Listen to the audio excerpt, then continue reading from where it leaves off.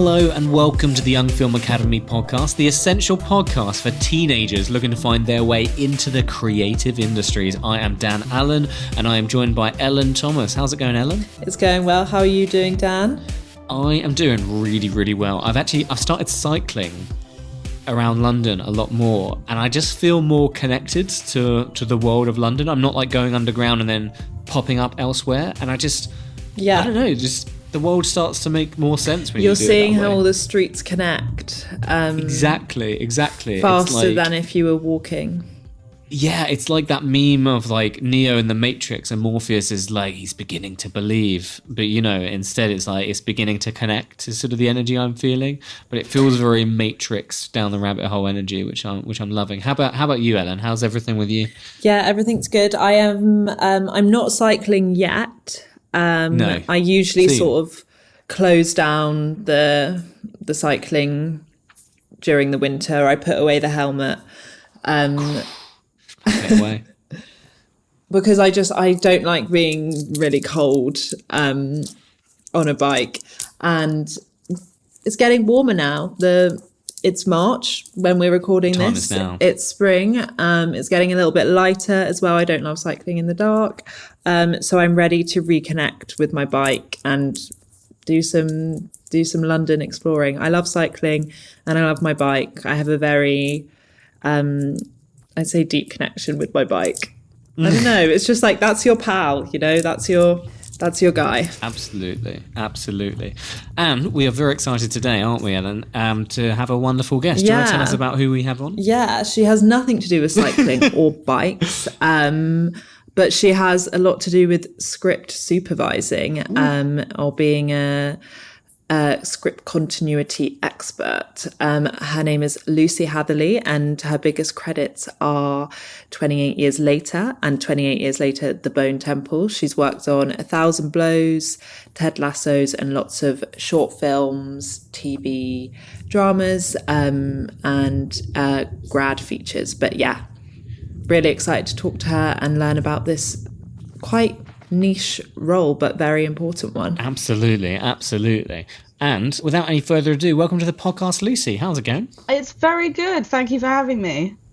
We're very excited to have you. Yeah, super excited. I think a good place to start would be to ask what actually is a script supervisor and what do they do? Because I think it's a role that many people don't know about. And yeah, let's start with that.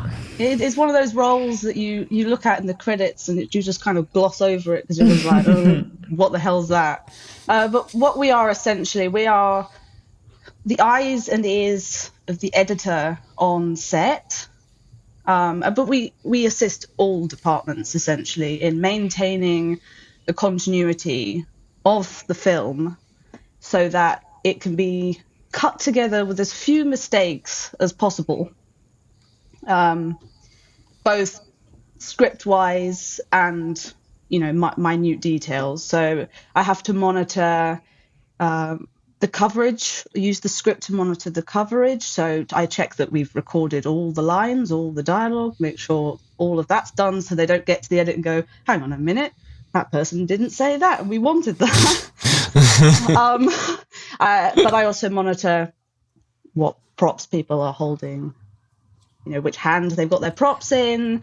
I mean, these departments do their own continuity as much as possible. So, costume should have a full list of what they do. But I'm there as a safety net to ensure that a person doesn't enter a scene wearing a hat and then you cut back to them and the hat is gone.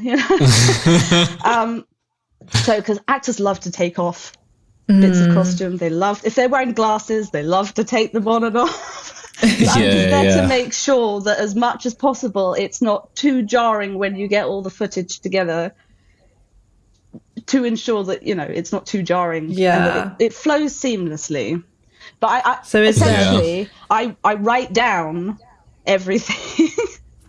Every slate, every take, feedback for every take, every camera setup. So I have a full list of everything so that, if we have to cut, because we shoot out of order, we don't do it in order. So we've got to Yeah. make sure that it becomes as seamless as possible, even though we're doing it out of sequence, so that when it goes to editorial, it becomes the finished product with no issues. So is that your process, like writing everything down? Do you have any checklists? Like, do you have the script in front of you? What is kind of like, what are you holding while you're filming? So we always have a copy of the script. I try to have a digital version and a paper version just in case. But during pre-production, we do a script breakdown, which is essentially a massive document which lists every scene, and every character in every scene, props and costume pieces mentioned. Obviously departments will have much more in detail lists than what I necessarily have, but I work from the script. So if someone's mentioned that they've got a bag in one scene, I can presume that they've got a bag for the next 3 scenes if they haven't gone home and put their bag down, So I'm just there to, I note that down. So in my mind, I go, okay, check that they've got the bag. But yes, I also note, I do 4 bits of paperwork every day. Okay.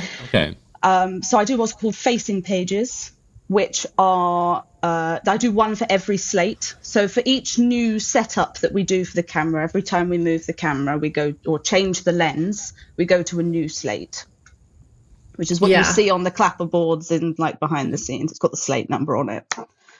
And I make a facing page for every single one of those slates, and that will include all the relevant information. So I write a shot description of what the shot looked like. So we use descriptions like wide shot, close up, 2 shot, and we can also talk about camera movement, track forward, zoom in, things like that, to kind of give the editor a picture of what the shot looks like, but also as a reference for me, because sometimes someone will go, Lucy, can you pull up the wide shot we did of this? And so I'll be able to quickly look back at my notes and go, okay, that was slate, insert number here, and then we can quickly go to video and pull it up for the director to watch. And that I'll also include notes on there like props, costumes. If any vehicles are used, I tend to try and write down what the number plate was and stuff, just so I can make sure that we're definitely using the same car. But these things, most of the time it will be fine, but you never know. It's always the things that you think, oh, I won't bother to write that down, that's a guarantee, and then it's like, oh no. I was really connecting with what you were saying about the actors and stuff. I've definitely experienced a lot. They'll just like put down props and stuff. And I love actors. And no one's clocked that they put it down. I love actors who are good at their own continuity, because it makes my life so much easier. Some of them are like so on it, aren't they? Yeah. Has that been your experience? They remember which side their hair was on and stuff like that. It's even down to like shoulder turns, because sometimes there's something called cutting on the turn, which is where someone stood there and they turned to leave, and then you cut to another shot when they're turning. You don't have to do it, but if you choose to make that cut, if someone's turning over their right shoulder and then you cut to another shot and they've turned over their left, it might be slightly jarring. But movement wise, I try and keep it as consistent as possible, just in case someone decides to make that cut. They don't have to, because once it gets to the editing room, anything can happen. It's just about trying to make it as neat as possible. What I'm understanding is kind of there's like 3 levels for it. There's this thing you're doing where you're just encapsulating everything and you're writing everything down that's happened, and then there's the kind of technical, more practical kind of like continuity elements that might take a viewer out of the story. And then there's also the kind of storytelling part of it, of like could you share a bit more on like the storytelling and like that the role you have in that part? So a common misconception is that we have something to do with writing and editing the script, which we don't. I have no control over the lines that are being said. I can go and prompt an actor if they forget to say a line or stuff, but I'm not sat there going, maybe you could say this. Like, I don't, that's not my place to be doing that.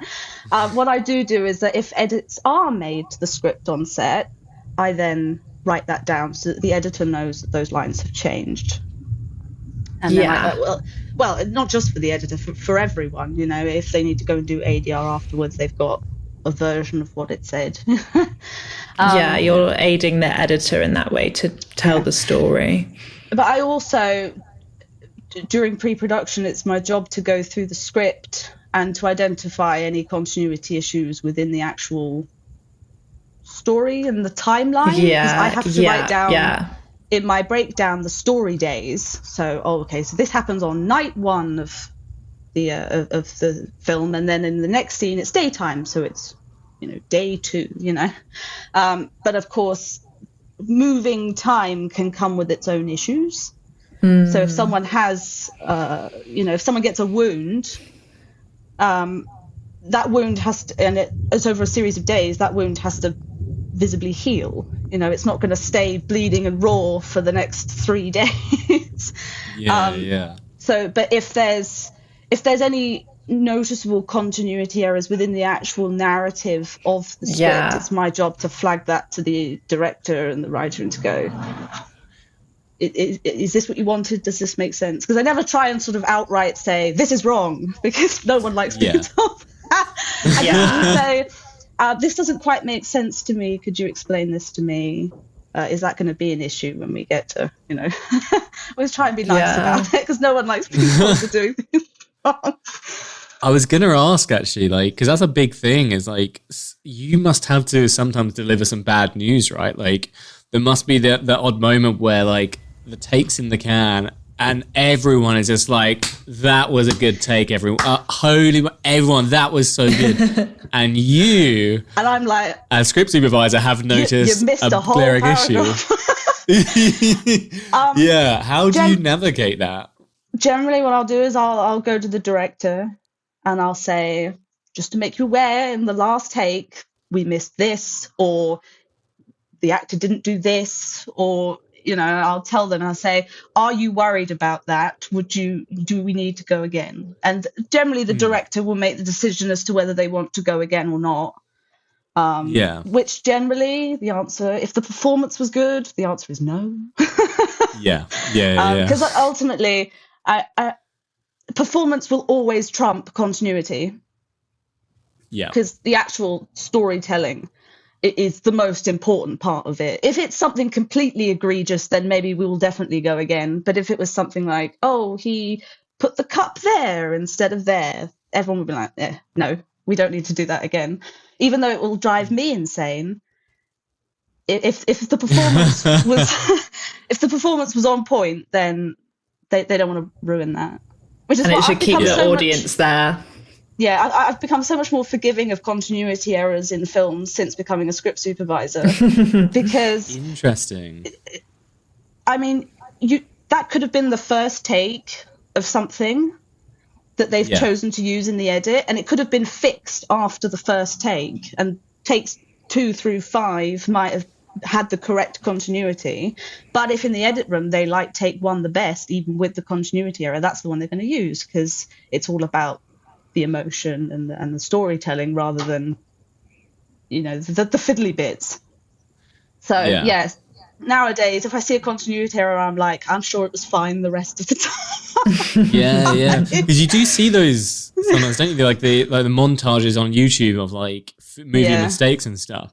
And I'll be honest, I personally think that's quite a sad way of watching a film, to try and spot all those things. It is. Because there's an emotional truth to movies, is what people aren't appreciating. And that's what you're following. It's if you look for things, there's going to be loads of stuff everywhere. Do you know what I mean? Their head was slightly further back, but now it's slightly forward. But normally the cuts hide this stuff and people aren't aware of it. But if you start looking for it, it starts to sort of almost tear out the fabric of the film in a way, right? Well, no one can ever do anything completely identical every time. It's always going to differ in one way or the other, even down to body positioning.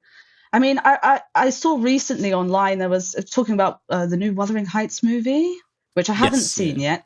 But someone was criticizing one of the actors for moving back and forward from each take. Every time it cut, he was in a different spot. And I was like, okay, I kind of get that. But at the same time, like, there's only so much you can do. And like, I get it if he's all the way back and then all the way forward. Yeah, maybe. But if he's just leaning forward and back a bit, like, 100%, it's never going to be exactly the same. You have to give actors some freedom to do it, because if you start to dictate what it is exactly they're doing, then they become more more interested in, you moved this here, and then I did, and then I ran a hand through my hair and messed it up, and it becomes more about that than the actual storytelling. Yeah, it's like more like them being like a puppet or a robot rather than sort of being immersed and in that moment. Yeah, I've been told a couple of times, don't give them a note, don't tell them that, because it's like, there's me going, I want it to look, beautiful and the same every time, and they're just like, no, we want it raw. Okay, yeah. Do you speak to actors, or do you always go through the director or the first AD? Like, who are your main sort of ports of call? Like, let's say you do spot an actor and they are significantly out of position. What's sort of the process to try and, steer that? Generally, I'll speak to the director first, because if it's not an issue to them, if they don't care, then I will just simply write down, I saw this, I flagged it with the director doesn't mind, they're happy with it this way. So I'll actually write that on my notes just in case it comes back up again and someone says, Lucy, why didn't you flag this before? Sometimes if it's a line has been missed, I'll just generally go straight up to the actor. And sometimes they tell me, oh no, that's been cut, and people have failed to tell me that it's been cut, which does grind my gears a bit. It's like, I've got to write this down, please tell me. But yeah, for the most part, if it's an actual like continuity thing, I'll try and go through the director as much as possible, because ultimately they're the one in control of the actors and the performance, and it's their set, it's their story. But if it's just they've missed a line, I'll just go up to the actor and say, just remember to say this next time. Yeah. Does it depend on the actor? Do some actors receive notes like that badly? Are they always generally pretty receptive because they want to sort of get it right? Like, are you sort of having to be adaptive to the actor as well, and sort of like how they are to some degree? Yes. Some actors, I mean, generally when you tell an actor they've missed a line, that they're fine. They'll go, oh, okay, yeah, sure, I'll do it again. I haven't really had any bad experiences yet with actors who are completely like, don't talk to me. I haven't really had that, fortunately. Yeah, I mean, you'd hope not. Your job's just as important. Yeah, I've worked with some actors who are very on it in terms of continuity. I've worked with Aaron Taylor-Johnson twice. And in a scene we did in a film last year, there was one scene where he was handed a cup of tea, and the cup is a handle, and he got handed it a different way to all the other times. The handle was facing the opposite direction to how he'd had it all the other times. And I could see him kind of registering it in his brain as he sat there doing the take. And then I watched him very slowly turn the cup in mid-take so that the handle was facing the other way. And then afterwards he came up to me and was like, Lucy, did you see what I did? I was like, yes, it was great. It was beautiful. Thank you so much. I love it when actors are so aware of what they're doing. To me, that's a real skill, to be in two minds at once. Yeah, but it shows a real kind of understanding of everything that they're doing. I suppose it's very easy to sort of get lost in something and to just improvise and make it up, and to be able to craft a performance with such intricacy that you're able to match yourself. Everything is done with such purpose. Like, I love it when actors can do that. Yeah. I'm thinking about like the coordination of performances and imagining like a scene with two actors in, and like that attention to detail. And then I'm like, what about when it's a scene with millions of extras? Have you ever experienced that? And like, what is it like when it's a huge scene? Are there multiple script supervisors, or like, what are you looking out for? Yeah. I have done scenes with lots of extras. Sometimes in big scenes, you'll try and get a second pair of hands, particularly if there's lots of cameras. Yeah. I was I did some assisting work on 1,000 Blows, which is the boxing show on Disney Plus, and it so I went in and assisted the script supervisor Emma Thomas in that, because for the boxing scenes they just had, of course, a sea of people to come and watch these scenes, and then multiple cameras everywhere to capture the fight. So a second pair of hands is generally very useful when dealing with a lot of people, but budget-wise, it's not always possible. So it tends to be prioritize. What's the audience going to be looking at when they're looking at this? Are they going to be watching the group of extras in the background, or are they going to be watching the leading cast in the front of the shot? So I try my best to just as much as possible follow along with what the principal cast are doing, and to make sure that their dialogue, their actions, that's all as consistent as possible. Extras, you let it go a little bit. You try as much as possible. Particularly if there's like a featured extra, someone who appears very prominently, you try and make sure that they're sticking to it as much as possible. But in a room of 70 people, like if the audience are watching the person stood at the back rather than the action, then there's something going wrong with what you're making. Yeah, that's so true. The problem's elsewhere. Exactly. I sort of use it as a motto as well. Do you know what I mean? It's like, if people spot that, then you've got bigger problems to some degree. Right? So you've got the success of the scene in a way working in your favor of helping you out, but then it's sort of trying to spot those things anyway and sort of like guide and steer away. You mentioned as well, obviously, multiple cameras, and that was one of my questions that I had, was just having multiple cameras amplify the difficulty of the job, because you're having to look at multiple monitors. Do you focus on one? How do you deal with multiple cameras where there could be more things that are on screen and therefore more continuity issues, or does it not sort of feel that way? Is it more more angles of the same thing, so it's only one singular continuity focus in a way? It depends. It really depends how many cameras. I mean, generally the standard is, at most you're going to have 2 cameras on one thing, maybe 3. Unless you're doing something like 28 Years Later, where we had lots.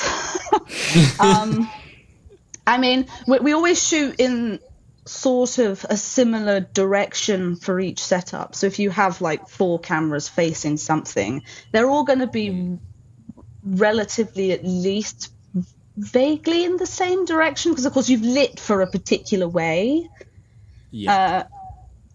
So then when you turn around, obviously everything will turn around.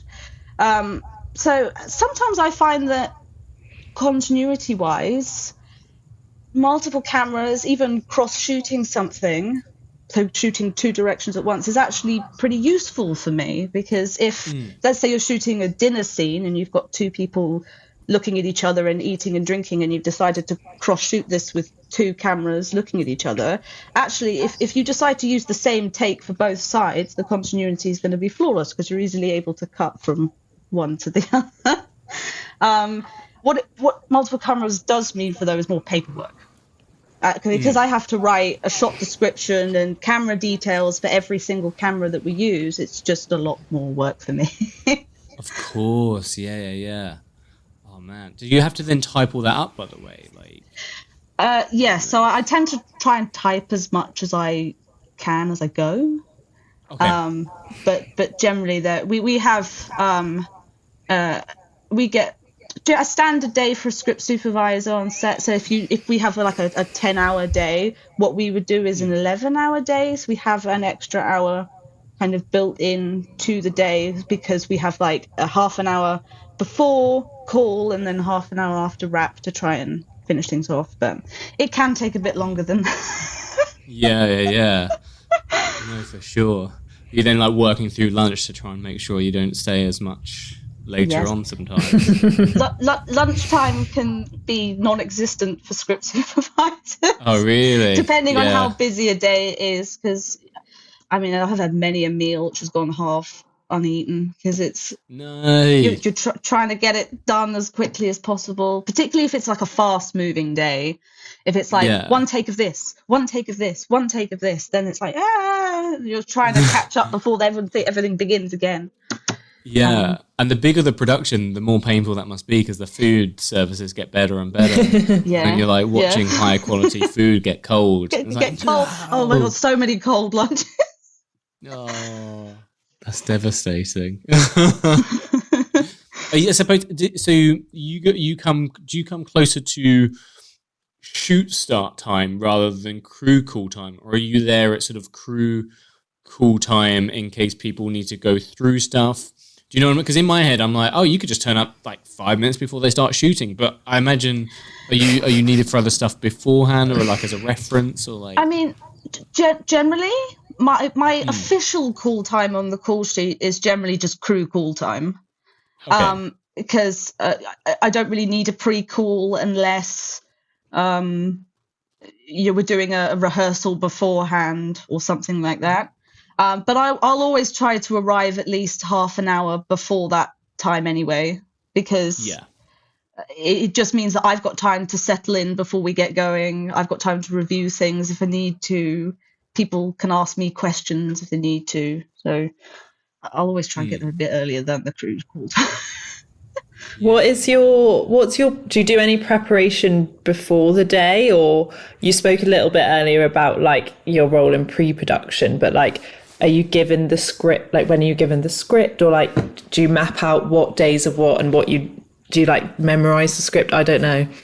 I've never been able to memorize the script. Like you become familiar with it. But I've got so many things on the brain. I think if I memorized the whole thing, it would be a miracle.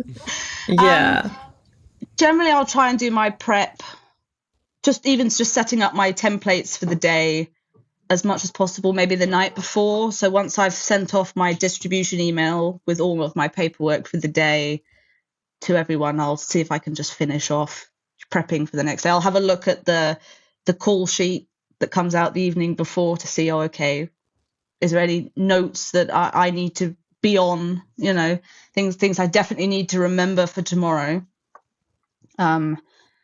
Keep referring back to the breakdown that you did in prep, because although it changes a lot half the time, it still is a useful thing to be able to have to go, I've got to remember this. I've got to make sure that this happens tomorrow. And say you're doing like a daily when you're just hired there for one day, wouldn't have that script breakdown, or would you? If I'm doing like cover work, or if I'd gone in to assist someone, I generally ask the script supervisor to send me their breakdown just so I can have a look. Or you might just ask the script supervisor, is there anything in particular I need to know for the scenes for this day that you want me to remember? It's the same kind of thing when if you get someone else in as like to do a splinter unit or something like that, I'd make a document for them of all the notes that I need them to keep an eye on, make sure this person's doing this or wearing this or... Can you clarify what a splinter unit is? So a splinter unit is where if you have two camera teams on a main unit, the splinter unit will go off on their own to go and shoot other things while the main unit continues with what they would do, the main topic of the day. So say A camera stays to shoot the scene with the cast, B camera goes off to shoot an establisher of the house or an insert of something being dropped, or so they'll splinter off from the main unit to go and pick up things, just so there's sort of two things happening at once. Thank you. Yeah. And because you mentioned... do they normally get an additional script supervisor in for the Splinter unit on days like that? Or do sometimes you have to run between main unit and Splinter? It would be nice if we had a separate script supervisor. Sometimes you get one. Sometimes Splinter units aren't scheduled; they just happen. So I've had it multiple times where cameras have gone off and shot something, and they've come to me and gone, "We just did this. What do you want to call it? What's it for?" And I'm like, "What are you talking about?" Yeah, so it would be, in an ideal world, we'd have an assistant or someone to go off, and I think more and more script supervisors are pushing to have assistants because it is getting more complicated in terms of, filming. You've got VFX things going on, and your cameras are more likely to go off and do things rather than just being the single camera nowadays. So I think people are the workload is getting larger. So I think people are more pushing more for assistants and trainees for script supervisors, which would be lovely. It would be great. Yeah, because we're a department of one. Most of the time, we're a department of one.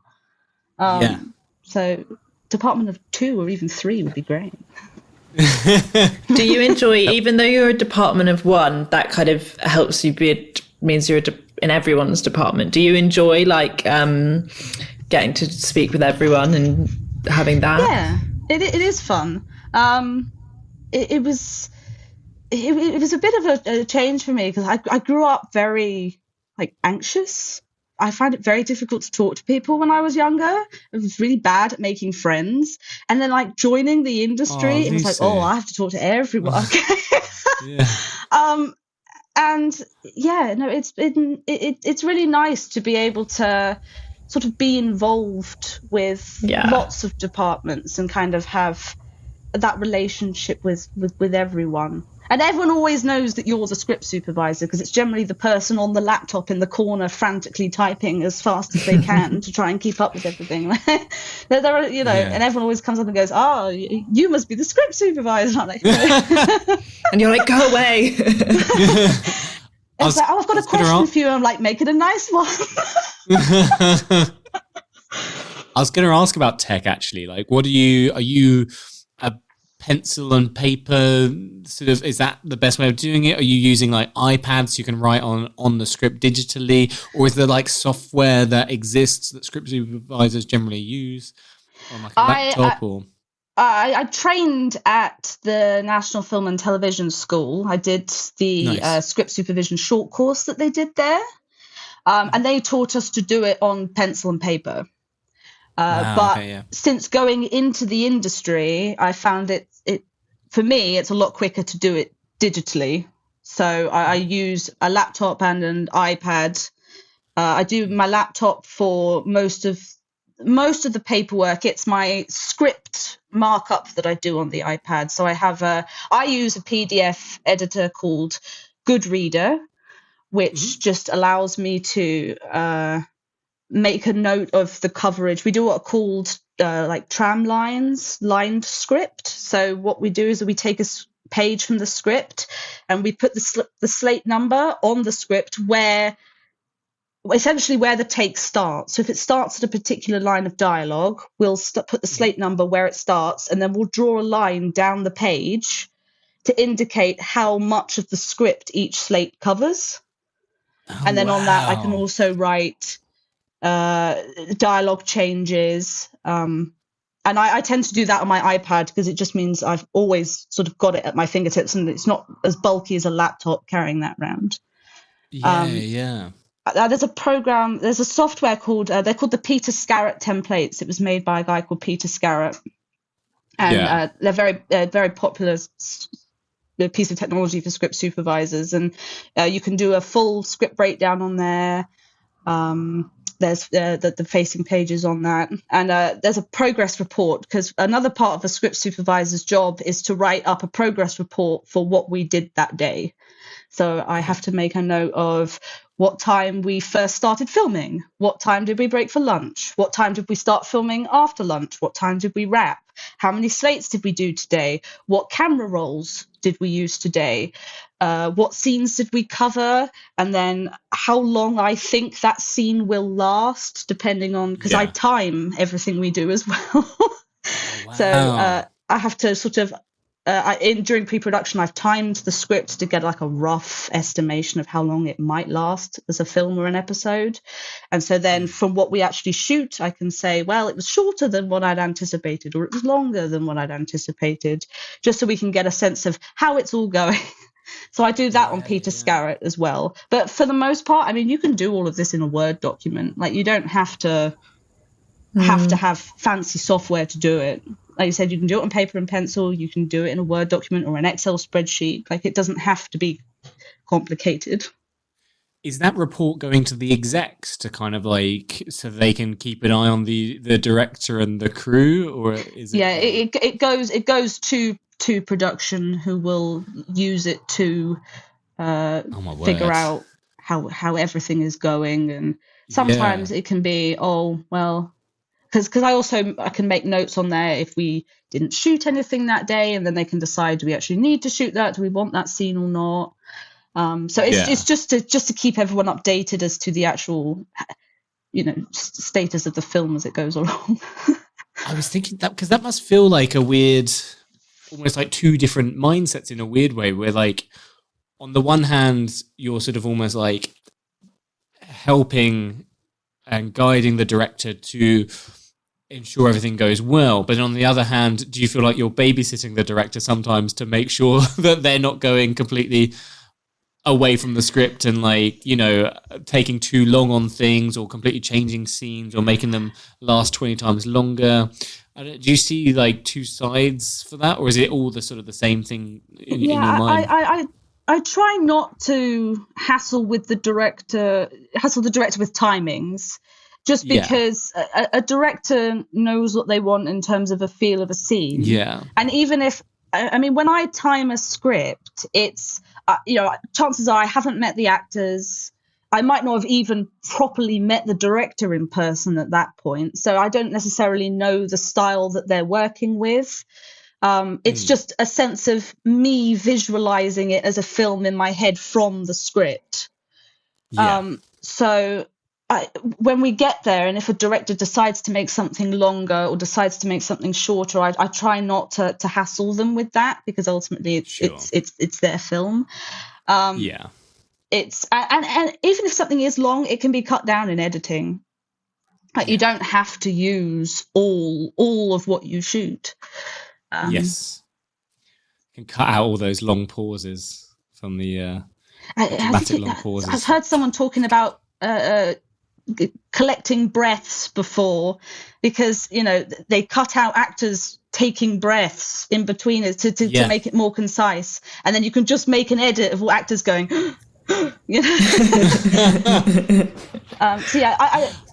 although I time it and I keep an eye on the timings, at the end of the day, I can come out and say at the end, the film's going to last 2.5 hours, and then when it comes out it's only 2, and you're like, oh, okay, but because it's been chopped up and no, for sure.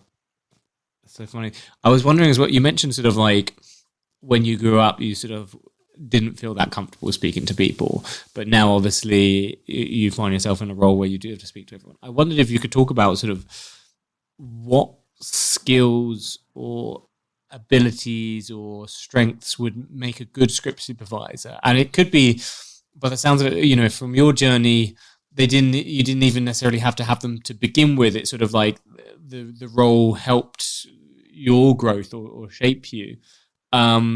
But is there certain characteristics or qualities that either you bring or you think a good script supervisor will bring to the role?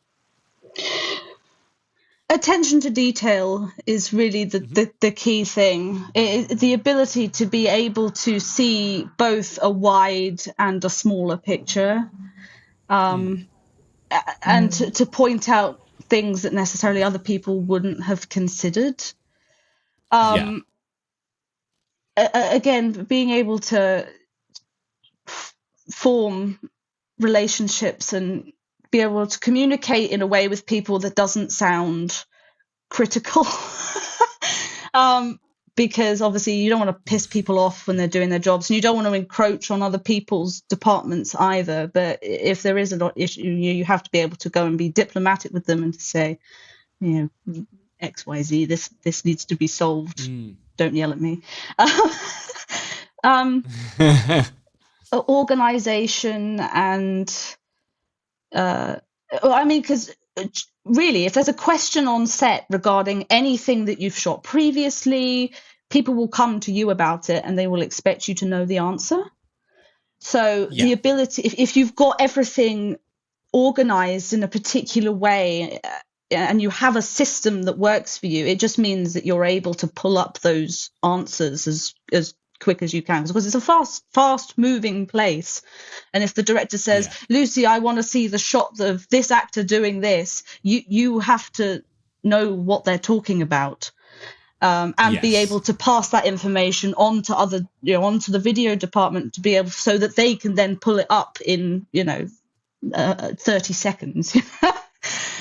So the ability to organization, attention to detail, and communication and Do you need a good memory, or do you just need a good system to access all the stuff you've written down? Good memory helps, but of course there's only so much that a human being can process. It's also fighting a losing battle in a way, trying to hold all of that movie in one brain. So good notes always help. I love that. How did you find your way into this role? Because it's not an obvious kind of first step you take, I don't think, when you're interested in getting into film. So I'd love to know how you kind of found your way there. Or maybe you did wake up when you were like 12 and thought, I want to be a script supervisor. No. I mean, I knew I wanted to work in the film industry since I was a teenager. I used to pretend I had a film studio, and I'd never make films, but I'd write out synopses of films that I'd made in my mind. So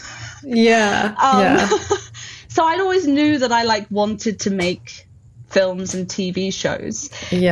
So I did media studies at school, and then I did a creative BTEC at sixth form, and then I went to university to go and I did a foundation in film and photography in Bournemouth, Arts Uni Bournemouth, and then I went on to their film production course.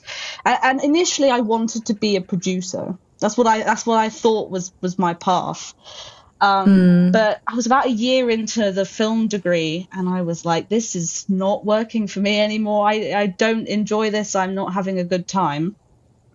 So I actually made the decision to leave university. I actually quit, which was it was a tough decision, because I was suddenly not in education anymore, but I also didn't have a career, and it was, I want to work in the film industry, but I don't know you're doing what, but as what AUB had done is that we'd done a taster session one day where we got to be script supervisors.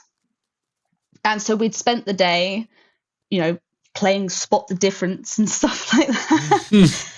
And then when we'd done a kind of a few of the end of year films, I had been the script supervisor on some of the other groups in my year in some of their films. And it was a very kind of basic version of the job. I'd write down, we did a close-up of this person and we did 4 takes and the 4th one was good, and then that would kind of be it.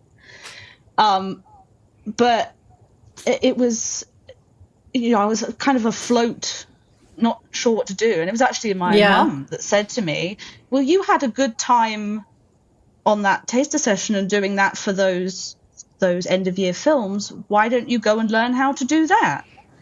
So we found the NFTS course, which I think it was the first year they'd done it.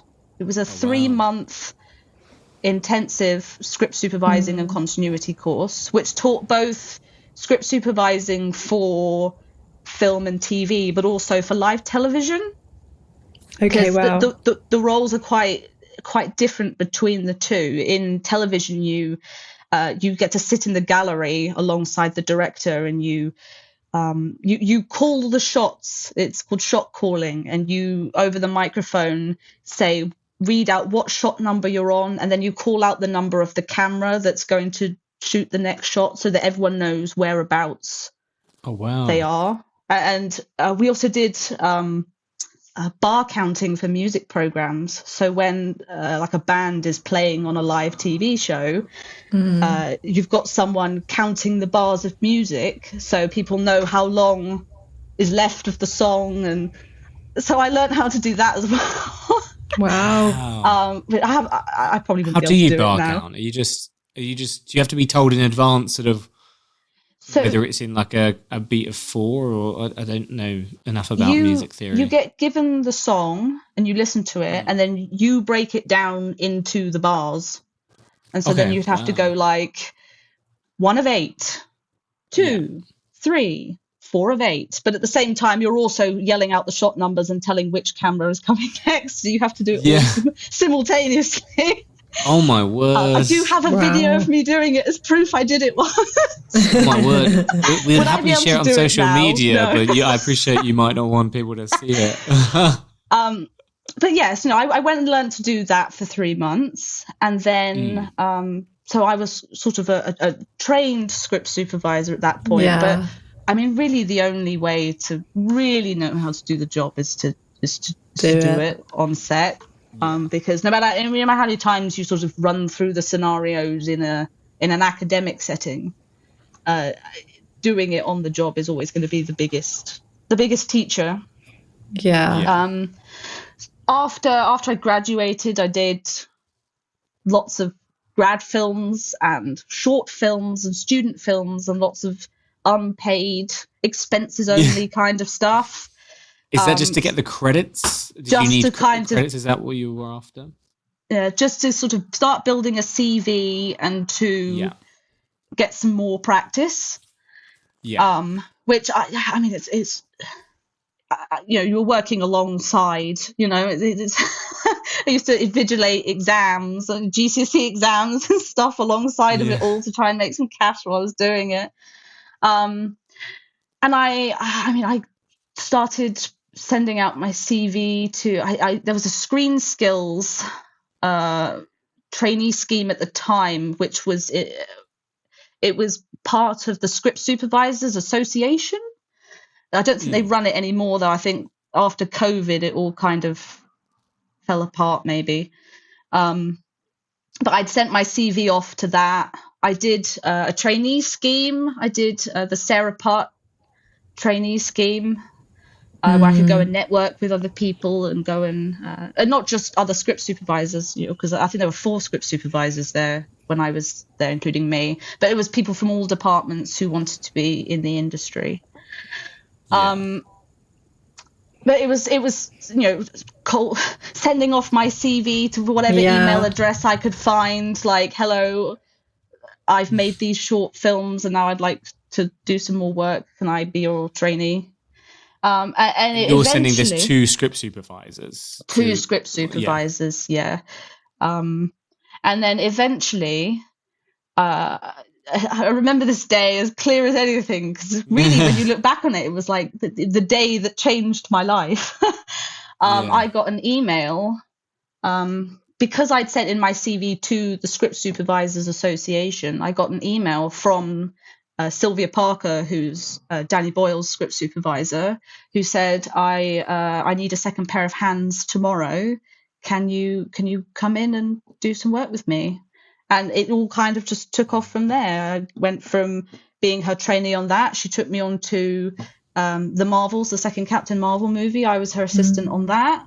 And then I met another script supervisor who came in to cover her for a day on that, Emma Thomas, who then took me on to be her assistant on My Lady Jane. So Wow. it all just kind of snowballed from there. Yeah, no, that gave me goosebumps when you said about the email. Oh my gosh, waking up and just seeing it, I needed help for tomorrow. And the kind of panic of like, It's a oh my God, I need series to get there tomororw. Yeah, I was just like, please, It becomes the most I'm so important ready. thing. I've been waiting for years for this. Of course, I mean, we'd had COVID in the middle of it, where you know, I'd done a few years of unpaid stuff, and then COVID had happened, and I was like, this is never going to happen. Yeah, and then I was really fortunate that of all the CVs in the pile, I mean, it was probably a great deal of luck as well. But I mean, I get CVs sent to me all the time now, which is a bit weird. I never thought I'd be in that scenario where I'd be on the other end of it. But yeah, I mean, you know, just keep plucking at it. Just keep. Yeah. Eventually, someone will come back to you. Yeah. Yeah. How was it suddenly going from those sort of like student films and then, you know, the Marvels, these like big blockbuster scale things? Did it feel different, or did it feel like the same thing in bigger wrapping? It does feel different, because I think there's a lot more pressure. You know, you're working with mistakes suddenly become a lot more expensive. If something goes wrong, suddenly you're like, oh, it's not just, oh, well, we can just get together again next week and redo it, you know. And it costs and an hours fare. overtime. You know, suddenly it's, oh, well, we've got to set all this back up again and call the actor in for another day, and you know, there's oh dear. It was quite overwhelming making the switch to begin with, because suddenly, you know, you go from like, you know, sort of small location work to suddenly you're in Pinewood Studios and everything's a blue screen and people are wearing, you know, flying suits, and it's like, wow, okay. Am I meant to be here? That must have been like this is what I dreamt of in a way, right? When you sort of imagine working in a film, it's sort of being surrounded by all that crazy flying suits and blue screens and stuff. I don't know. No, it is quite overwhelming to begin with, but you do settle into it very quickly, because you don't really have a choice. Like, you've just got to get on with it at that point, and it's like, okay, right, I'm starstruck, right, we'll have a day doing that and then we'll move on. Yeah. Do you still get nervous if there's like a big actor that you really admire sort of on a production? I mean, I've gotten better at not like freaking out at actors, but sometimes someone walks into your room and you're like, wow. I did Ink last year, the Danny Boyle film, and I was sat in a room and I was looking around. It was me sat at a table, and I was like, so you've won a Golden Globe, and you've won an Oscar, and you've won an Olivier Award, and you've won a Tony, and then there's me. I was like, should I be here? Like, wow, I was sat in a room full of like people who are like at the top of their game. That's amazing. No, you definitely deserve to be there. You know, especially when you're in those rooms enough, then like, you know, I hope that only sort of serves as reinforcement that you deserve. And I also think that actors have a lot of respect for crew members as well, and they can't imagine doing their job the same way we can't imagine doing theirs. Which is important to remember. It's so great when actors and crew have such a good relationship, because it just means that everything works so much more smoothly. Like when you, if you ever have somebody who's rude or aggressive, it just like, why would we want to work with you? You know, why would we want to make this as good as experience as possible for you, and vice versa, you know? So it's always nice when there's a great feel on set. You mentioned as well television. Is how, obviously you spoke a lot about sort of live TV with like music and stuff. Is there a big difference between TV and film in terms of the process in general as a script supervisor, would you say? I mean, TV tends to take longer to shoot. Because there's more of it to shoot than in a film, but we tend to work in blocks, so you won't necessarily have the same script supervisor for all the episodes, because sometimes episodes change directors as well, so it will be a director might have a script supervisor that they work with all the time. Yeah. But yeah, it's not necessarily, if you're on a TV show, you're not necessarily doing all of it. Yeah. But and again, scripts are much shorter, so instead of doing one long script timing and just having the one document to work from, you'll have, multiple breakdowns, multiple script timings. Yeah. But the I actual imagine that- general vibe on set is pretty similar from film and TV. Yeah. Do your documents then are you accessing a bigger document that all the different script supervisors would be editing, or do you just focus on your documents for your days there? I would just focus on mine for the most part. I mean, I might, if I was sharing a job with another script supervisor who was doing, let's say they were doing the first 3 episodes and I was doing the last 3, I imagine that we would coordinate, and because I haven't actually been lead script supervisor on a TV series yet. It's on the to-do list. But I would definitely read those scripts and read their breakdowns and try as much as possible to get into my head whereabouts in those episodes. Yeah. How we've gotten to where we are for the last 3, and anything that I needed to note from those coming into the next 3. I imagine it would be a team effort in that sense. Yeah. Do you ever have to give him a warning, be like, watch out for actor Jimmy, because he keeps... his continuity sense is rubbish. He keeps putting things down. I mean, I try not to. I mean, even if I did, you'd very quickly find out anyway.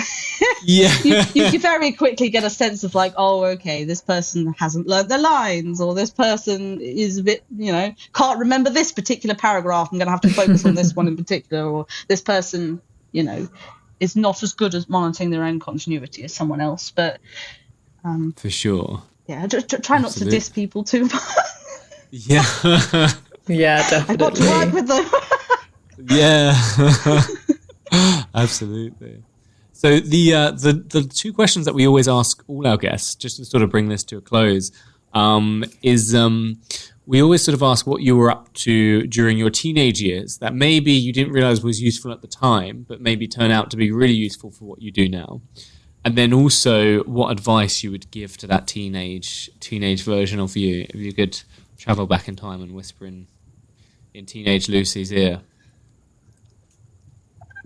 As a teenager, I think maybe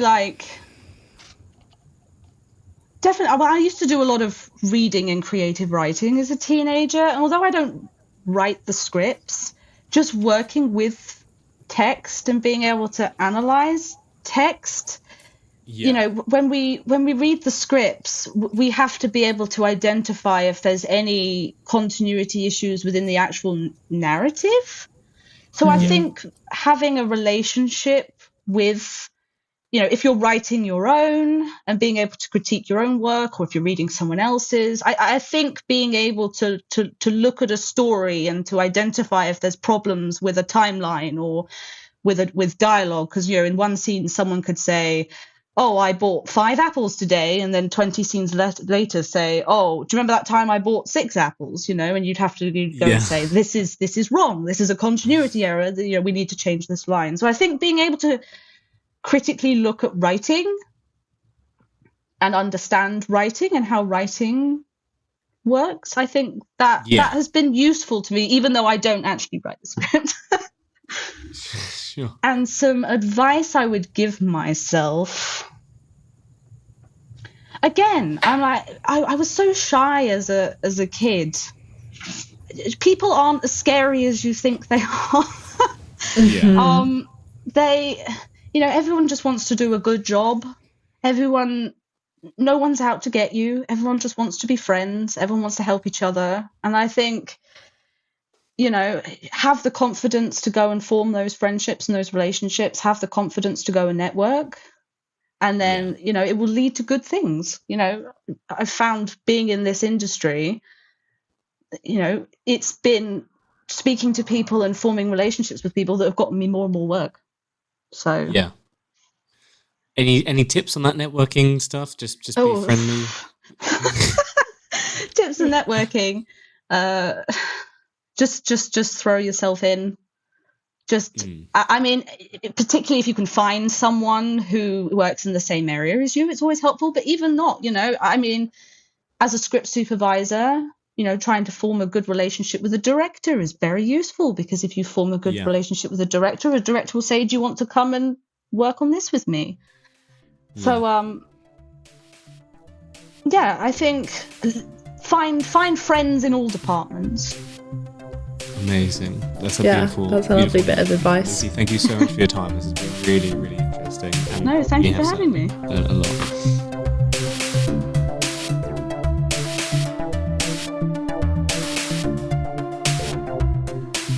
I think it's such an underappreciated role, script supervising. I think it's a role that, as you sort of mentioned, when you see it in the credits, if you don't work in film, you don't instinctively know what that means. Although, to be fair, I mean, there's loads of roles if you don't work in film. Yeah. What's a best boy and all this stuff, and what's a grip? But it's almost like an unsung hero, and in film, and I think people see the word script and they think it's something to do with the writing or to do with like building that script, rather than it being quite like a technical, connected to camera, directing, editing. Like, it's a role that actually spans everything. Not just like the words that are being said or that have been written. And it's really like continuity on a micro and macro level, which is so important for so many reasons. Yes. No, 100%. 100%. I think exactly what you're sort of getting at as well is that so many departments feed into it. I mean, I know Lucy mentioned that she feels she's servicing post. But she's not just servicing the others as well, as she mentioned, but she's really this in between of all these departments and sort of helping them all. Of how it all comes together and flows, kind of, because everyone's thinking about their everyone's thinking about their individual things. So you do need someone that's thinking about everything. Yeah, for sure. Together. Yeah. And let's be real, how many roles on set do you get to speak to the actors? Yeah. How many roles on set do you get to have Aaron Taylor-Johnson come up afterwards and say, did you see what I did there? I helped with continuity. Having sort of a low-stakes relationship with the actors. Yeah, because, directors can have tenuous relationships. Yeah, well, you hope so. Because directors can have tenuous relationships with actors sometimes, and whereas you're getting to speak with all the heads of department. Do you know what I mean? Whereas if you're sort of in a other department, unless you're like a HOD, you're often not really talking to any of the other departments. Whereas the script supervisor, because they're their own department, they are a HOD, so they're speaking with all those heads and the actors, whereas loads of the HODs don't even speak to the actors, So you're sort of close but removed, whereas, for Lucy and all those other script supervisors, bam, straight in. Yeah. In those rooms with Oscar winners and stuff, And just being known by everyone on set is quite cool as well. Oh, it's very cool. So what we're saying is only cool people apply. If you think you're cool enough, then maybe consider going into script supervising. If you can handle being a big name on set. Can you handle being a BNOS? A BNOS. Big name on set, then absolutely. Yeah. Then this is the role for you. So do we have a question today, Dan? We absolutely do, Ellen. We do have a question. We have a question from Becky, who is 16. Becky says, is there anything I can do to help spot continuity issues with my film before they happen?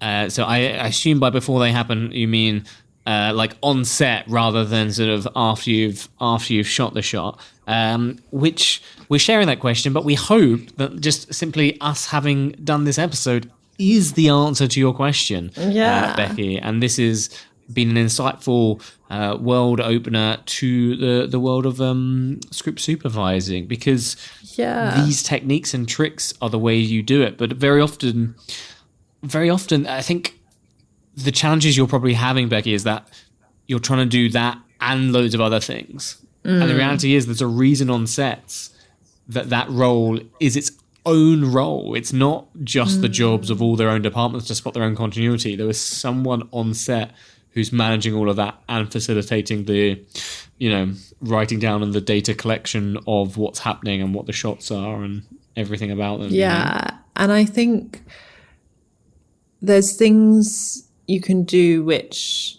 Lucy obviously mentioned when you're dealing with the script before shooting and you're looking at that continuity on sort of a bigger narrative level, which will help get that out of your mind if you solve that problem before you come to shooting. And then, if you can have someone who come along and focuses on continuity, that's great, but that's not always possible. And I think have part of your mind kind of considering those things, but also don't worry. The main goal is making sure the story grabs people emotionally, because then they won't notice if an actor has got a cup in a different hand or something. Don't let stressing over that take away from if you're doing that director's role. 100%. And most people watch movies, I was going to say properly, which means they're not looking for issues. And if they are looking for issues, it's probably because they're bored or they're just an annoying person, is what I would say. And I say that having a couple of friends that love looking for continuity issues. And I think it's worth saying, like, the more you get into film, get into the industry, it's harder to watch films without seeing those things. And you forget that, like, I have this with my parents sometimes, for example, watch a film with them. And I envy them because they are so in the film and they're watching it as sort of true audience members. And you just have to remember that most people are watching a film like that and they're not seeing everything that you're seeing. Yeah. Because you're a genius. Exactly. So yes, we hope that was helpful. Guys, thank you so much for listening. This has been a real joy. Thank you to Lucy for joining us. Thank you, Ellen, for just... Thank you, Dan, as always. Absolutely. And we'll see you guys in another episode. And don't forget to send us your questions to podcast@youngfilmacademy.co.uk. We'll see you soon. Bye.